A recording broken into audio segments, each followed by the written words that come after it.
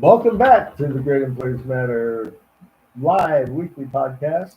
This is live but delayed. For those of you that were on us earlier, we apologize for that.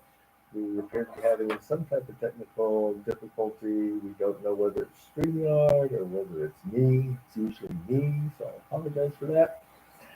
So we're going to get back into this. And I just want to notice that even though I sent the email to everyone, only Mark and I are paying attention to the dress code email today. So they're both wearing red with black jackets, and these other guys are just refusing to follow the rules. So anyway, so we're going to get back into our conversation with Mr. Mark Armstrong. Kobe was asking him about his past, his experience, his journey, how he got to get into healthcare on the accounting finance side of the house. I had failed to mention earlier that Mark is a fellow both in the Healthcare Financial Management Association, what we lovingly refer to as HFMA, and also the American College of Healthcare Executives, FACHE. So, Kobe, back to your question. Yeah, I actually want you to go ahead because we're restarting this broadcast. So why don't you give everybody a little bit of a brief background or an introduction of Mr. Marcus Armstrong and what he does, and then we'll pick up from there. I can do that. Yeah. Let's just do it. We're brand new. Mark is someone I've known ancillarily for maybe 10, 15 years. And I met him when I was back in the healthcare industry. And Mark has been a CFO at several healthcare facilities, both in the rural environment, up in Carson City, and in the behavioral care space. So he's got a great deal of experience. As he was sharing with us earlier, he's been in the healthcare industry since 3 years after he graduated from college. We won't tell you when that was. But before we go back to our regular question, Mark, did you ever work in back then they were the big six. Well, in my generation it was big six. By the time you graduated, it might have become the big eight. Did you work for any of those not law firms, accounting firms? It was Big 8 when I started in '87. I was going to college. And the firm I was with was a second tier, a 14th size CPA from Baird, Kurtz and Dodson. He since became BKB. He's now one of those four of us. So that's back in Springfield, Missouri. Okay. Yeah, second tier. Okay, and I was just giving that frame of reference for everybody to know that you actually worked for a large accounting firm, and so you had that background going into healthcare. So, okay, Kobe, back to you. Okie dokie. So with that, I want to welcome everybody and say, hey, please like, subscribe, share, and get into the content. We're trying to grow here. As you can see, we're very authentic. Been going through some audio issues, but we're gonna get it all right and get a good show out to you. So I want to start off by going back to the beginning, Mr. Marcus, and I want to ask you just a little bit about you, and we'll start with where did you grow up? Where are you from? Yeah, thanks. I was born in Southern California. I lived there 15 years. I moved to Lake, Missouri, where I finished up high school, went to college there, and started my public accounting career, just most of it, very close to doctor, BKB. And I worked there 3 years. I got thrown into healthcare immediately. I was a healthcare auditor. Got thrown into the home health agency, rehabilitation agency niche over my clients. And as much as doing audits, we also did Medicare cost reports. So that started me into the second part of my career is the reimbursement. I got seduced away or romanced away by a rehabilitation agency client in Clearwater, Florida, as a young man in 1990, and that was great. And I was controller, and that was a great experience. And I then worked my way back up through a CFO role in Portland, Oregon, and I stayed out west. And then I started into hospitals in the reimbursement space. I worked in that consulting for a number of years, and I finally got into a hospital as a financial leader, as a controller at Alameda Hospital in Alameda, California. And that started me working in the hospital space. Now, what led you to want to start going down that road? What were your influences growing up? Did you run across that in school, or is there somebody that you looked up to within the medical field? What started you down that path? That is a great question. As you know, I'm now a business coach. That's that we can talk about that later. But what happened, how I migrated out of financial leadership and healthcare into being a business coach. But at that point, Cody, when I first started, I was what they know as that first with a wandering generality. I didn't have any direction. I went. There was money out there. I heard CPAs made decent money. I got into healthcare. I didn't have a mentor, and I just fell into it, and that's the career I chose. And you get in there, you learn more. There's so much to learn. Healthcare is so complex. There's always something to learn. So for anyone that likes learning, it's a great environment because there's always something new. And I just got pigeonholed, if you will. And that's not a bad thing. It's a good thing because it's a huge industry. But that's the industry that I found myself Okay. Jimmy? I'm going to go ahead and go to the employee side of the house. So, given your experience both in behavioral care, in rural entities, and at the hospital level, what is your experience regarding hiring the best employees and then keeping them committed?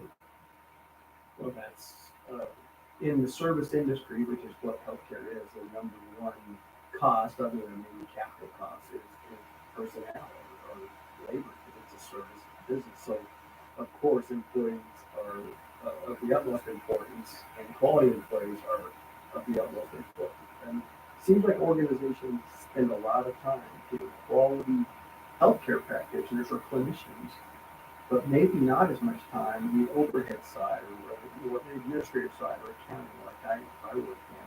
It's still important. It's very important to do that. I just found that in my rural world, is that me? No, don't worry about it. Let's keep going. Okay. In the rural world, Jimmy, it's very difficult to find quality employees. It's so important because, like I was in Carson Valley, you mentioned that Carson Valley Medical Center in Gardenville. I was also briefly at the Estes Park, Colorado, and Big Bear Lake in California, all rural facilities. And you hire who's there, who lives in the area. So it's not always, you don't always get the best opportunity or the opportunity to find the best, most qualified candidates. You find the candidates that are available, and it's hard to recruit up there. So there's a balance of getting a great, perfect, um, dedicated employee that can do the work, but also makes you fill a position. Right. In my years in healthcare, one thing that kind of hit me up topside of the head at one point was when we made the transition and had the focus become patient satisfaction, right? And we've spent, in the industry, we've spent millions of dollars, maybe billions of dollars, focusing on patient satisfaction, which is very important, as you and I would both agree. It's critically important. But I had always wished that there would be a similar emphasis, maybe not to the same degree, but at least a mindset emphasis on taking care of the employees. And you mentioned that it's more difficult to find the right employee in a rural setting. But I wonder if in your travel, in your journey, is there anything that you did at any of those facilities to specifically try and help out the employee to make sure that they were recognized, that they were educated well, that there were strong lines of communication between management and employee? I've had the good fortune of working not only for rural, but also for a huge system hospitals, bigger systems, and they're more sophisticated and they do spend more time on employee employee satisfaction and doing annual surveys and um, maybe interviewing, exit interviews, things that are important like that to find out what worked or what wasn't working for employees. All those things that employee engagement. The rural hospitals, it was not always consistent. The best hospitals had a great AR leader or HR leader, human resource leader that was very employee centric, employee focused, and then the team, the leadership team, had the be on the same page. We all had to have a similar outlook towards the importance of the number one resource we have of our employees. We, better organizations, we did spend a lot of time with great orientation, availability, a mentoring program. We often find it's harder in rural facilities because there's less people go around, but it works best when there's a mentor there, somebody who's already gone through a lot of the issues. Many of the issues we see is really not how to be an accountant, for instance, or how to work in plant ops. It's really more about who's done it before you. You know, that's the type of leadership that they need exposure. And the better organizations that I've worked with, we did that. Very good. Lloyd? There you are. Hey, Lloyd.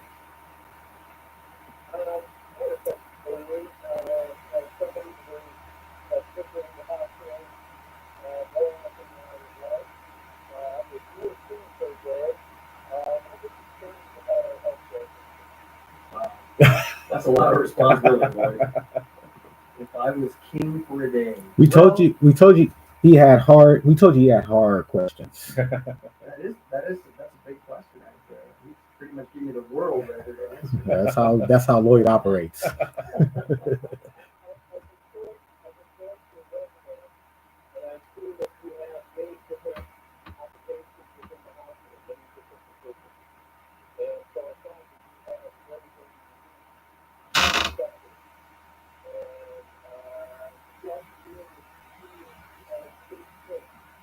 Well, I'll talk a little bit. I mean, the focus of today is your employee, and that's important.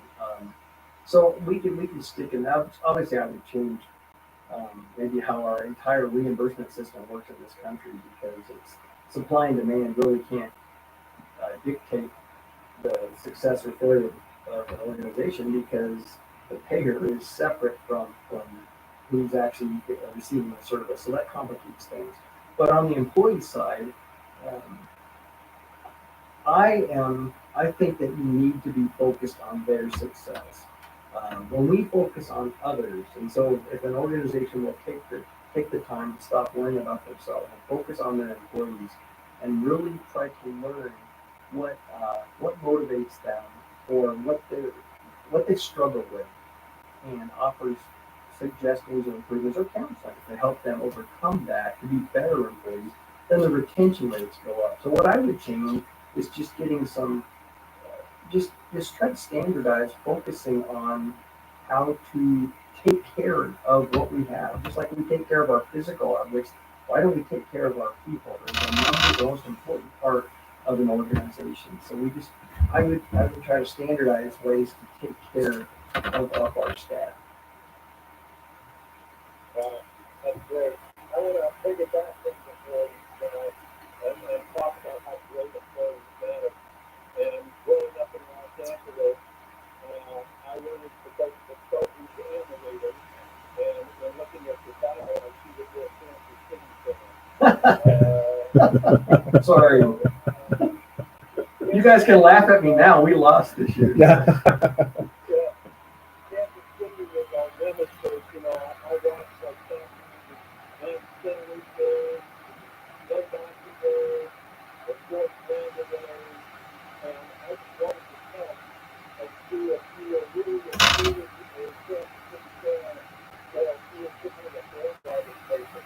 So that's the big message for you. Uh-oh.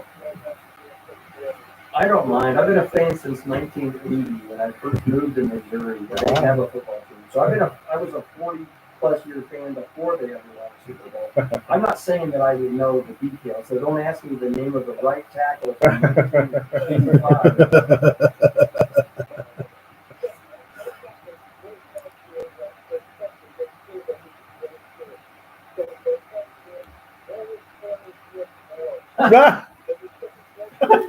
What is Taylor Swift's birthday? What is Taylor Swift's brother's first name? What is Taylor Swift's mother's? Those are great questions. If I knew any of those, that would be fantastic, boy. I don't know any of them. Stop. I just joined the rivalry. I enjoyed watching Kansas City over the years kick our butt. Here, no matter what. No matter what.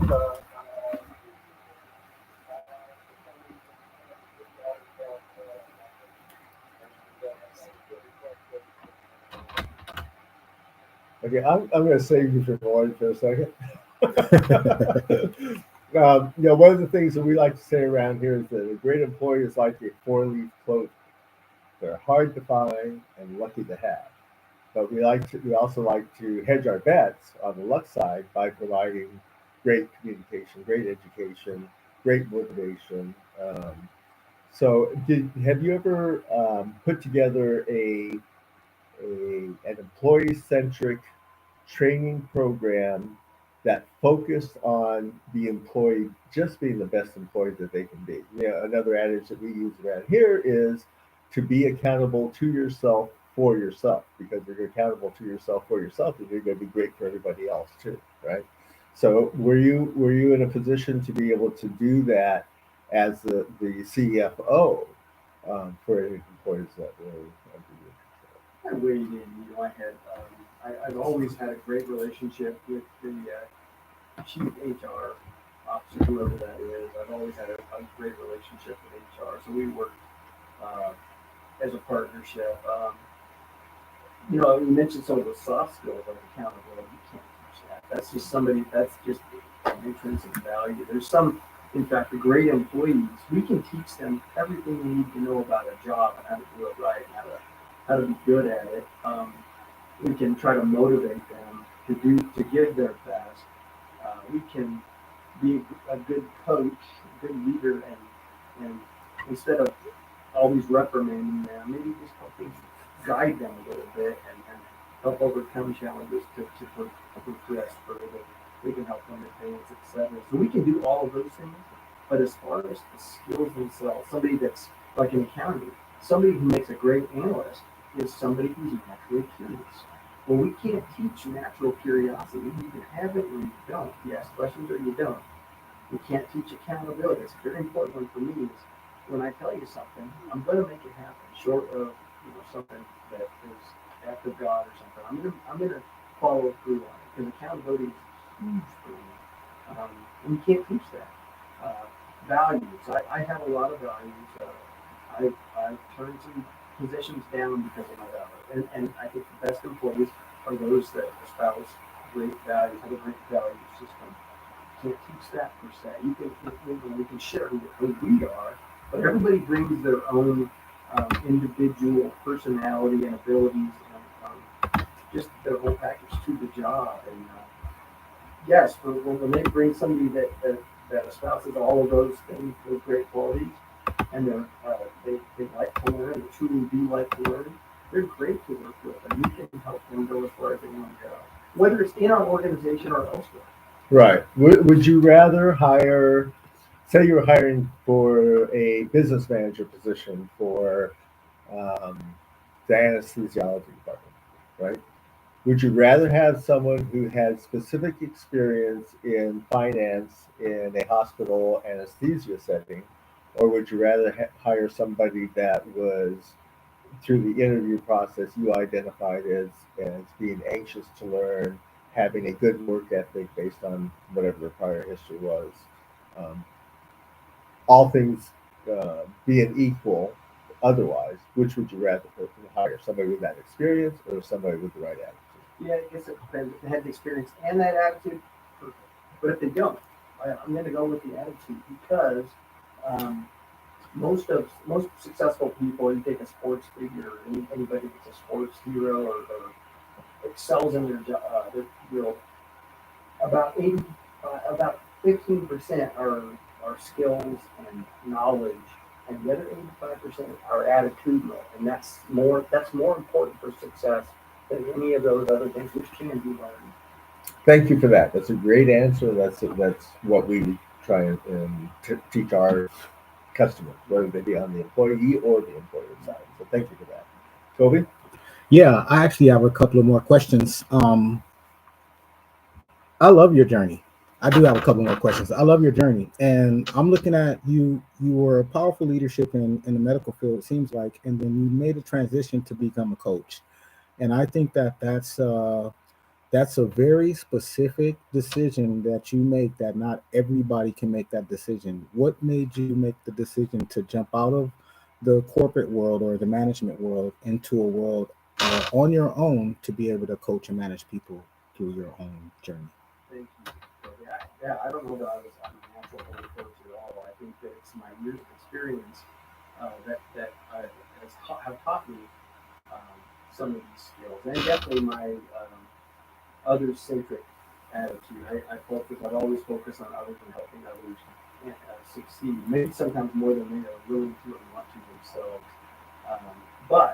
In the CFO role, I would see opportunities for improvement, and not everybody was on my page about that. Maybe some of the senior leaders are more concerned about their own job and their own success and their own, promotion, and not so much worried about the team below them. And I'm just the opposite. I think I want to push my entire team and push them up as high as they're willing to go.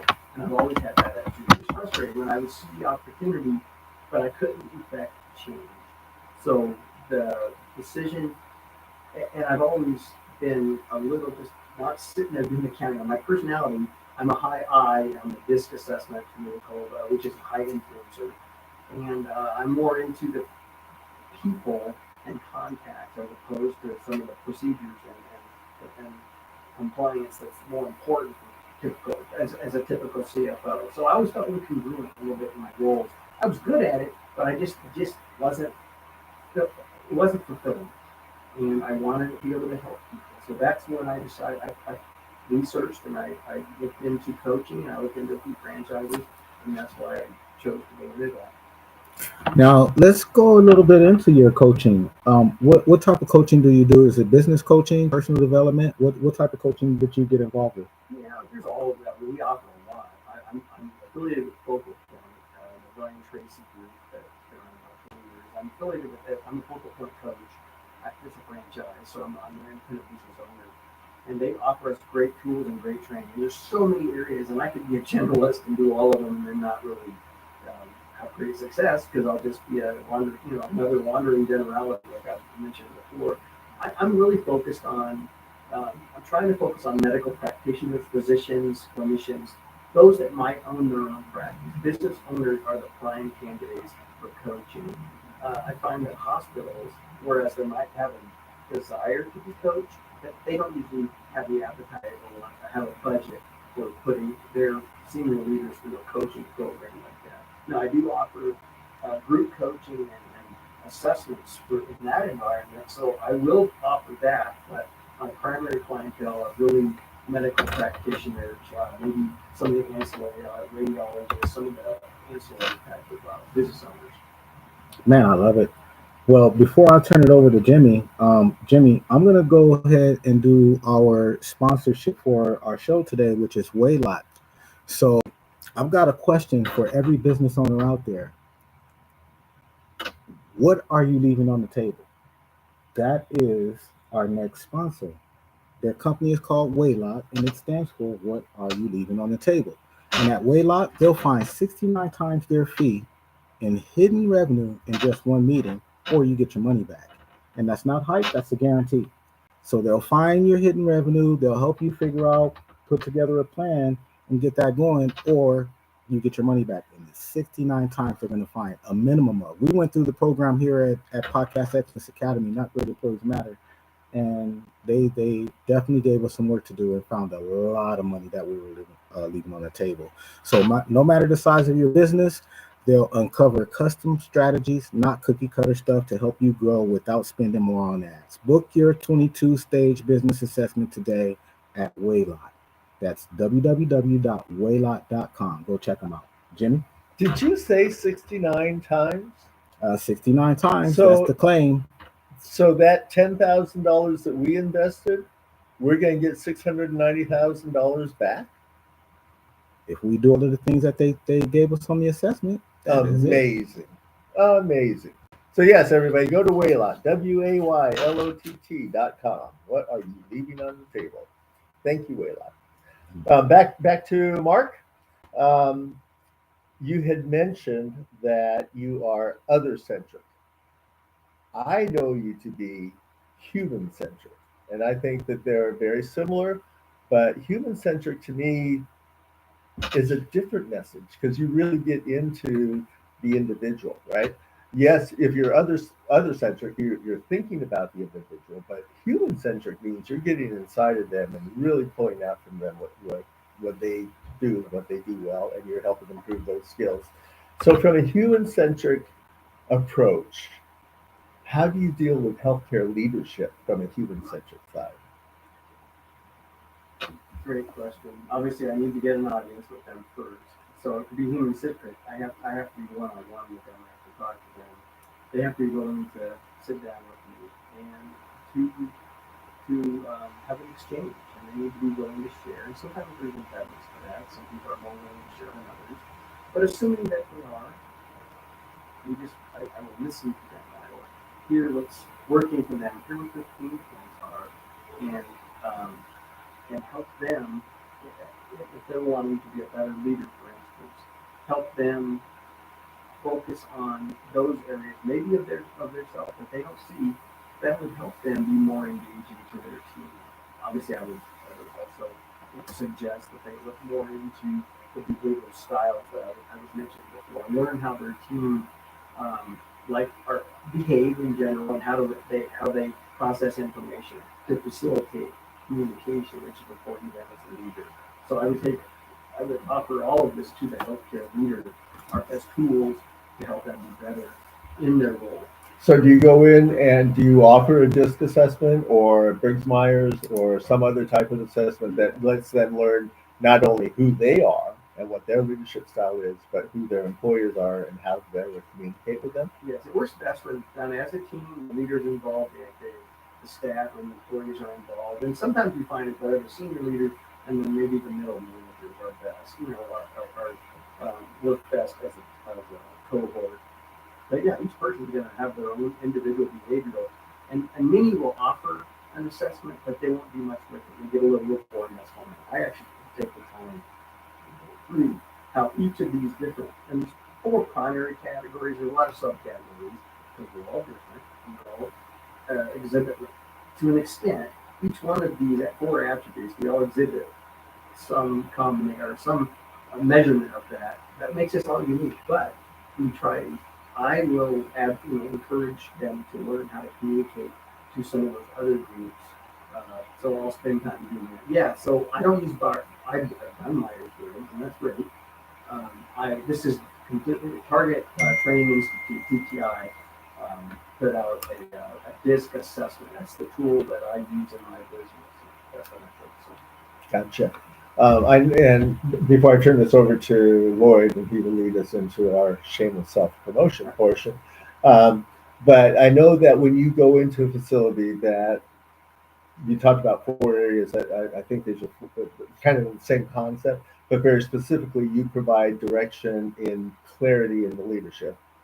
You develop tailored growth strategies for that entity, right? Because whether it's rural or whether it's departmental, you can tailor strategies for that. You help them understand work-life balance because that's so critical, and maybe even more so critical in the healthcare industry because one, it is 17% of our economy. Two, it is a very emotional um, discipline, right? Whether you're the healthcare provider, whether you're in administration, you're affecting people's lives, either directly or indirectly. So I know that the work-life balance is important. And then, given your background and experience, you do your financial and operational excellence when you go and do that type of assessment. Is there anything else you'd like to add to that? No, those are very important, and you're right. I don't want to discount the strategic planning that I often provide in that. But that's right. The balance is so important, and balance is probably going back to what Toby's question earlier. One of the reasons I wanted, one of the other reasons, not the primary reason, was that I wanted a better balance in my own life. And balance is so important because we miss burning out, we making mistakes, and all of the other things, especially in an industry such as healthcare where we can't afford to make mistakes. You just need to stay on all the time and with the patient. If very important to stay balanced and to replenish and to recharge. And a lot of organizations, maybe they're understaffed and they just can't backfill enough, and their employees are working too much and not really getting that replenishment they need.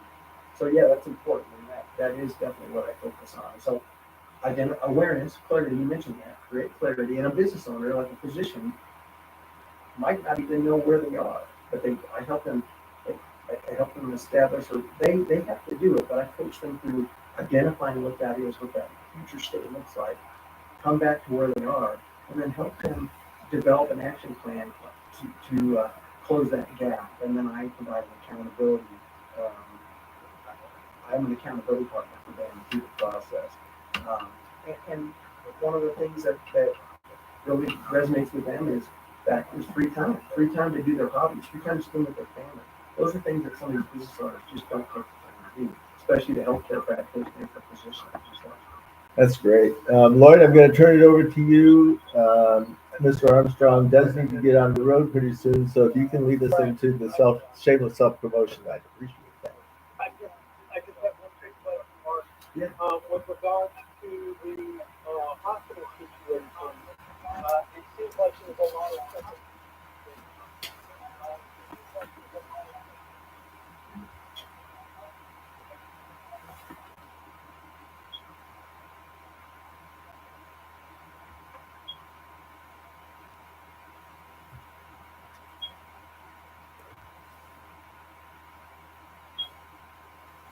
Yeah, it's tough because that's the silos that I had 15 years ago. Turned silos was a big thing, and that's kind of what we're talking about. We're talking about operating independently, and my department being more important than the entire hospital, the entire system.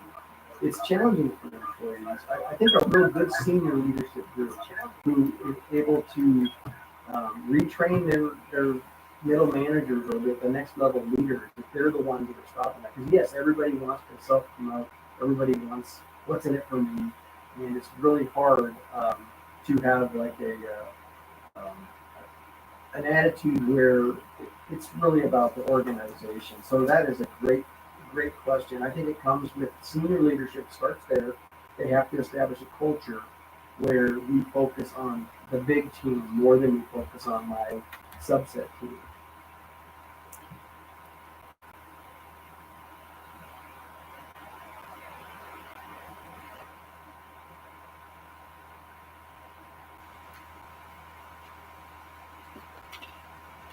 Thanks, Lloyd. Yeah, you can reach me. My email is marmstrong at focalpointcoaching.com. FOCAL pointcoaching.com. My website is Mark with a C and the other C Armstrong .focalpointcoaching.com. And yeah, feel free to reach out. You can find an opportunity to you can read a little bit about me. Learn some of the projects I'm working on. If you have a need, an individual need, or you know someone that does, that's a business owner or a leader, or just a hospital or maybe a clinical team group needing behavioral assessment to communicate more effectively. Those are the projects I'm working on, and that's who I can help. Thank you. We appreciate that, and for any of the audience, in particular practitioners, healthcare practitioners, you may want to go ahead and go to Mark's website and look for his business scorecard assessment, correct? Yes. And through that, then that will give him a lot of information about your practice, and he will be able to come back to you and say, hey, Dr. Bingham, you need to go back to medical school. No, but he'll be able to take that information and eventually he'll probably hook up with Waylot and maybe do a joint assessment. And so we'll talk about that later as well. Mark, it was truly a pleasure to have you on our show. I apologize for the hiccup at the beginning, but we will rebroadcast this regardless. And everybody that's listening to the show today, thank you very much for coming. And with that, I'm going to turn it back over to Cody, and you can say goodbye to everybody. Yeah, I just want to say thank you very much. And I want to extend an invitation for you to be able to come back and see us again, because I don't think we were able to dive in as deep and as much as I wanted to as far as the journey and being able to pull out specific things for our network. But great job today. Great information. I love your journey. I really like the aspect that you came out of leadership and went into coaching. That's still leadership. And I think we got a future together to be able to do some stuff, and we'll be helping each other on the journey. So I thank you for coming. For everybody else, thank you for joining us. Please come back next Tuesday, 2:00.